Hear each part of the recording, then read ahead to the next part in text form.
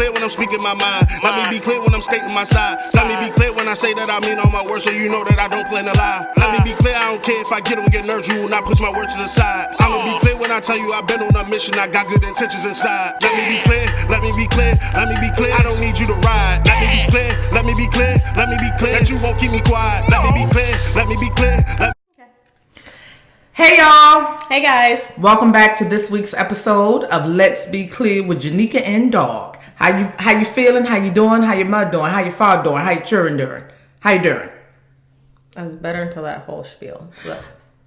Y'all know that's just me being me. Ready to get started? I am, and she know that too. But I need to show y'all because I'm very excited. Got a new mug. So not only do I love my coffee, I love mugs. She does. Relax, live, travel, unwind. Please I and need this thank in my you. life. Please and thank you. Literally. I can be a bit uptight. We were just talking about this. Shut Y'all up. have no clue. Shut up. Shut it up. And then I'm just at the other extreme. Like sometimes I'm like, can you like be serious? Like I am serious, y'all. Like, I am. Yeah. You ready? Like her mug. That's part of our, and maybe additional mugs forthcoming. I know. I've got some other ones at home. I'm going to start bringing some. Yeah. Okay. Anyway. All right. You ready? Yes. All right. So first, let's talk about this new news that Procter & Gamble came out with. I think it was the week of October 22nd. So they announced that they were removing the Venus symbol, which has historically been associated with womanhood and female sex, from the wrappers of Always brand sanitary napkins. So, number one, didn't know the symbol had a name. So, learning something new. Yeah. I never noticed the symbol, y'all. I didn't either. I had to think about it. But this is what they said in their statement.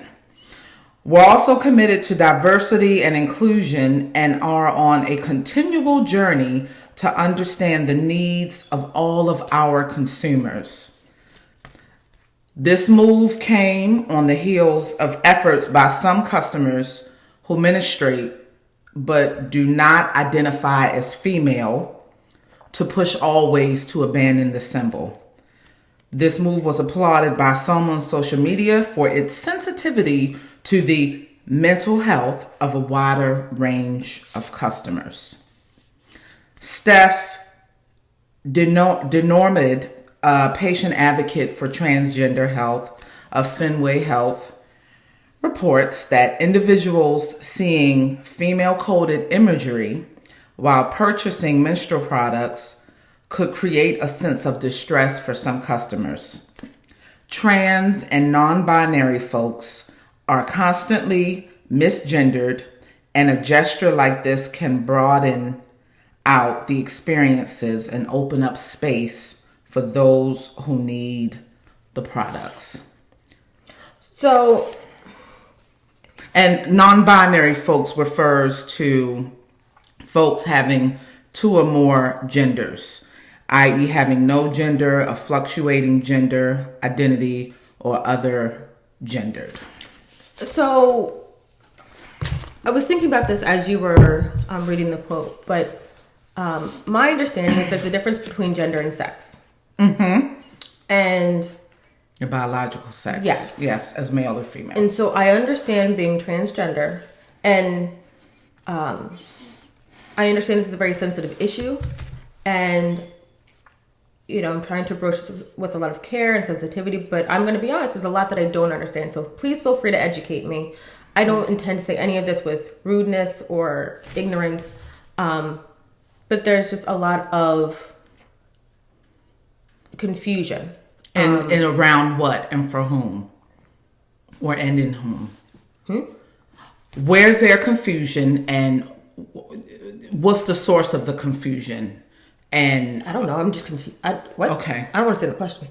You said you understand there's a lot of confusion. No, I'm talking about for me. Okay. All right. Yeah. No, I'm not speaking for anybody else. I'm talking about for me, y'all. Okay. And so I'm trying to speak very carefully and lightly, and so I'm not trying to be offensive is my point. But understanding that there's a difference between gender and sex. Mm-hmm.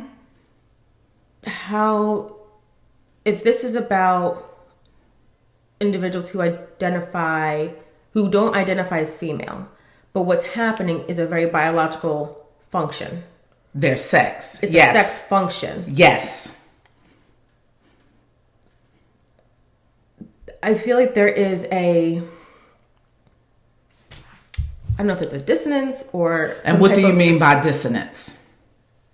And I think we went over this in the earlier episode, but that pull in some opposite, that may not have remember or may not have tuned in. When you have that pull in opposite directions, that tension, right? So I think in this case, internally, in your mind, in your heart, like what's coming at you or what's you're taking in is not gelling or meshing with what's on the inside. So your brain and your heart is having a hard time trying to merge the two. Right. So I would imagine, if it were me, I would imagine feeling some type of dissonance if I don't identify as female, but what's happening is a very biological component of being a woman, being born as a woman. Yes. Yes. And so I think my confusion with this move by Procter & Gamble, I get it's for inclusion, but it does not, what is that going to change? Does that take away the dissonance? Does that take away... And based on what the current conversation is saying, perhaps. Because if folks don't have to look at this symbol that potentially represents something that they don't identify with, maybe that might chip away at or remove some of their anxiety and the distress. So maybe that's right. Okay, so from my perspective, this is very much a conversation because I need a whole lot of education, like I said. So in that kind of situation, if the symbol is removed, does that ease the fact that this biological process is still happening and in a way that I don't identify with, or almost like, you know, the things that are part of me physically and biologically. Right. Can you really remove that? I guess yes, through certain ways of dressing, certain surgeries. But I guess for me, I don't know. I am all for inclusion.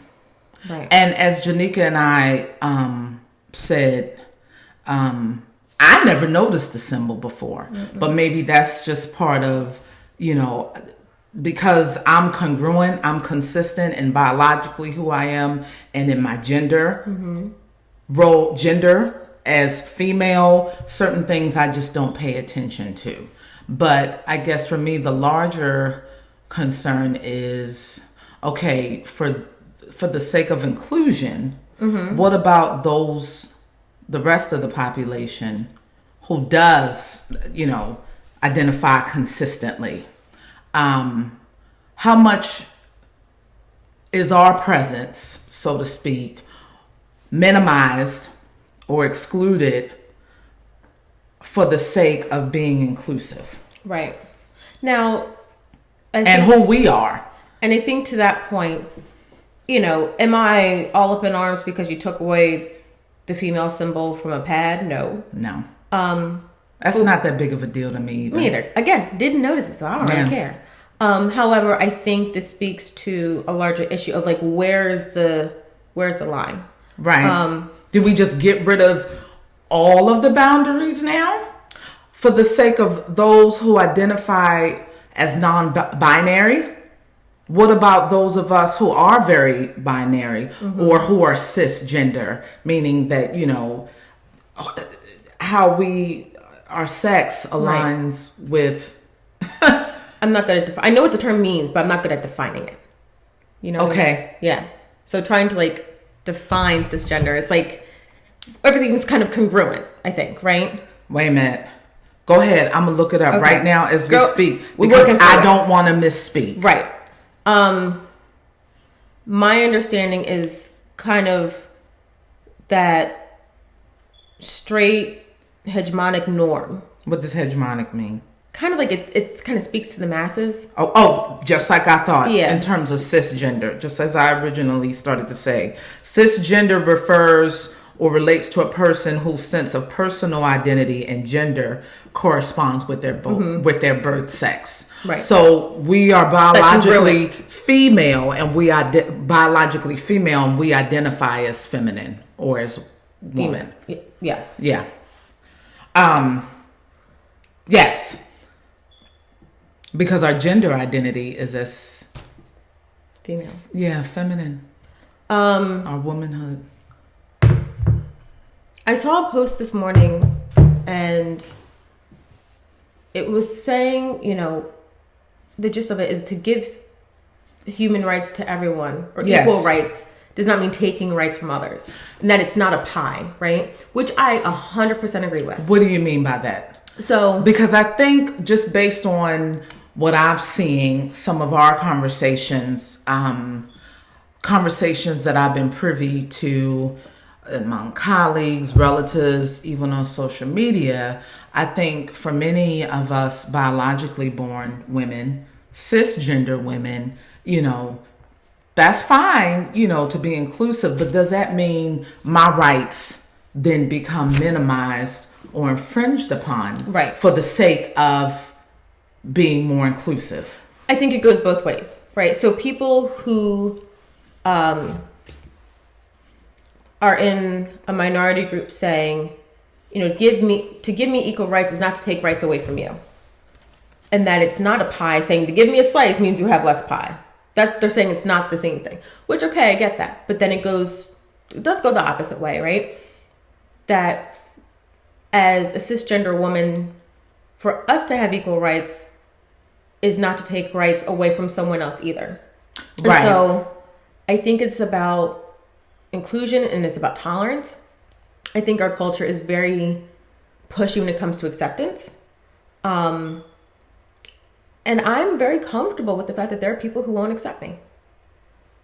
I think that that's a nice ideal that the U.S. ascribes to or believes in. But let's be very clear: since the influx of immigrants and the inception, the arrival of all of these different people groups, the mid to late 1800s, turn of the 20th century. You know, there was this idea of the melting pot, but there was a lot of assimilation going on as well. So in the sense of, while we see your diversity, still this is the main reference group and do what you can to fit into that. And so, you know, I think that that ideal of inclusion is somewhat of a fantasy at times. Yes. In our country, in the U.S. in particular, especially when we're talking about folks who tend to come from more marginalized people groups and populations, such as people of color. You know, there is still a huge degree of anti-Semitism in this country. And now when we talk about the LGBTQ, You know, there are going to be community. people who don't like you for whatever reason. And that is what it is. That doesn't give you the right to infringe on my human rights, though. And I think that's where the line is for me. Recently, there was, maybe a couple weeks ago, there was that woman, I forget, I think she was in California somewhere. I don't know what she's, crazy woman walking out of like CVS, ranting and raving about N-words and, you know. That was a, Where was that? oh yeah. She did something that. with like costume Yeah. design, lost her job. Yes. Poor pitiful her. Yes. And part of her rant was, I'm going to kill all the N-words. You can hate me. You can call me every little name in the book. You can call me darky, whatever. I don't really care. I may not like it. It might make me angry. But to threaten me and to actually cause physical harm to me, Right. That's the difference. That's the problem. Right. And so, you know, you're going to have racists. You're going to have people who are homophobic, transphobic, ageist, sexist, whatever ist or ism you can think of. There will be one, because people will hate just to hate because it offends their sensibilities. That's It just will how be folks there. are sometimes. Yeah. Right. Like, you know, you don't sign my check. You don't I don't take pay you my home, bills, and I don't take you literally. home. So what you do really has no bearing on my life. As long as you are not causing me physical harm or infringing on my human rights, I don't care what you do. And so I think when it comes to issues like this, it's really hard for me to like fight the good fight over a symbol on a pad. Because I'm like, I get the symbolism and I get the discomfort, but at the end of the day, you still have to buy the pad. At the end of the day, so deal with that issue. Deal with that. Deal with that disconnect. Right. With that tension. At the end of the day, you might be trans, but you and I are standing in the same aisle looking at the same array of tampons and pads trying to figure out which one are we going to get. And I may not recognize that you're trans. I might just think you're buying some for your girlfriend. I don't know what you're doing. That's not my business. Right. It has nothing to do with me. So it's a very personal issue, and I get that. But don't take that up with Procter & Gamble, is my point. It's a very personal thing to have to deal with. And so to have, kind of take up the cross and bear it, Procter & Gamble, I kind of feel like this is just... Well, and, not for nothing. Big business, big corporation, not minimizing that people maybe do care, but nobody wants their bottom line to be affected. Right. Nobody wants their profits to be affected either. So let's not confuse or totally blur the line between altruism and those who really want to do the right thing versus business is business. Right. And that just is what it is. So let's shift gears. Let's talk about another news story that I think really kind of speaks to this ongoing, timeless conversation that a lot of us in our society tend to have.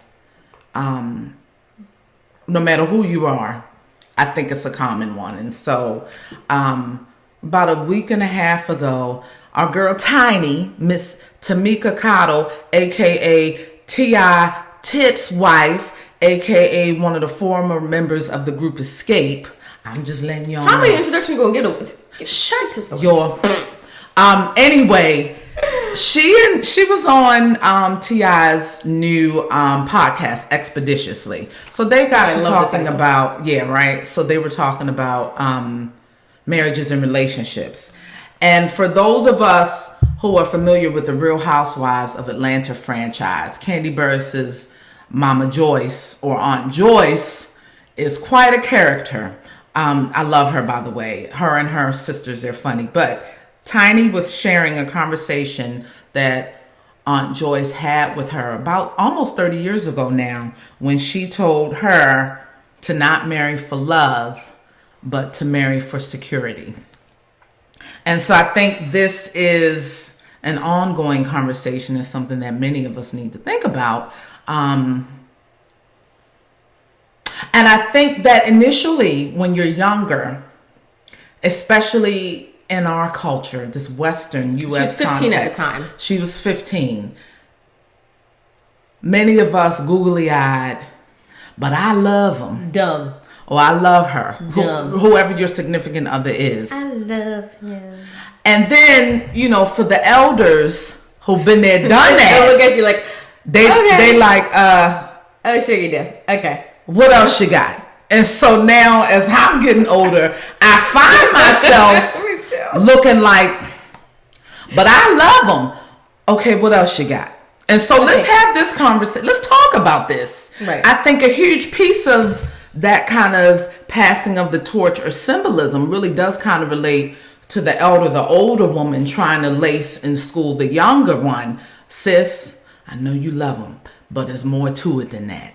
It's bigger than love. Like it's more to it than that. And I've been given a lot of this. I've been given a lot of thought to this concept about security and love for years now, right? And so I just want to contrast India for a moment.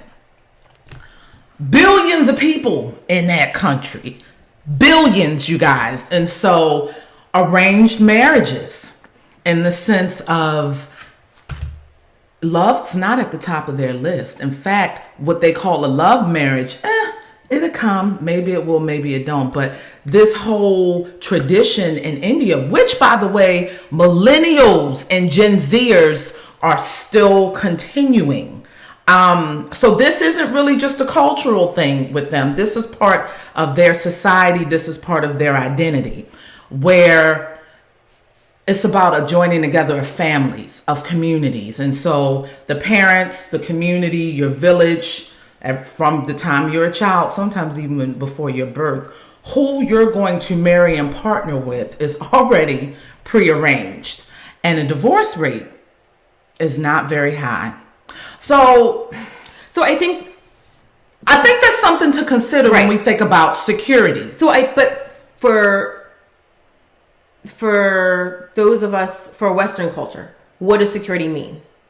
What does it look like? And what does it mean to you? Right? Because is it just finances? Is it, from male to female security? Is that just finances? What is it the other way? What does that look like? In my opinion, I brought up India because I think us in this Western context could learn something from them. I think sometimes we tend to want to throw the baby out with the bathwater. I think there is a place for romantic love. Don't get me wrong, but I think sometimes the romantic love can kind of confuse you a little bit and kind of make you minimize and overlook certain other aspects of compatibility and other traits that maybe you should be looking for and paying attention to when you think about who you're going to partner and what that security looks like. So in their culture, they're a caste system. So social, even colorism, that matters to them, all of that. And so it's not just about, community bonds, connections. It's also about, security in the sense of financial, provision. And so, the older I get, the more I tend to kind of really understand, and it begins to really kind of sink in with me what that means for us, potentially in this Western culture. I also think part of it is kind of how you said, the older you get, your perspective of it changes. Yes. I think we have this fantasy view of what marriage is. Yes. We idolize weddings. Yes. And I think we get married very young. And I honestly think under 28, dare I say under 30, shouldn't get married. Because I think your perspective of love is different. I think your perspective of finances are different. Your idea of security, job security, family, religion. I think all these core issues, your view of them is very, very different as you get older. Back to this comment, don't marry for love, marry for security. I think that we just kind of need to tend to be mindful of, and like you said, Janika, this romantic ideal, this love is very, is pushed a lot in our culture in particular, especially the fantasy of the big wedding, all of that. It's a lie. It's so stupid.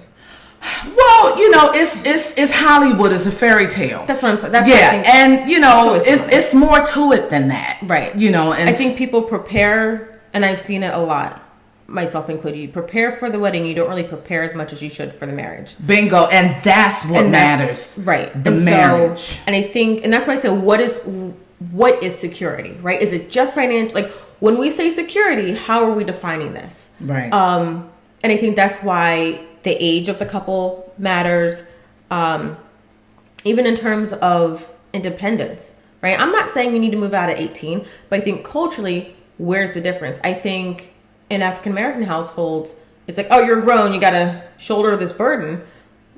In other cultures, in the US, that may not be the case necessarily. Excuse me. So I think that makes a big difference on how do we view security? How do we view kinship and family connection and community? And I gotta be honest with y'all.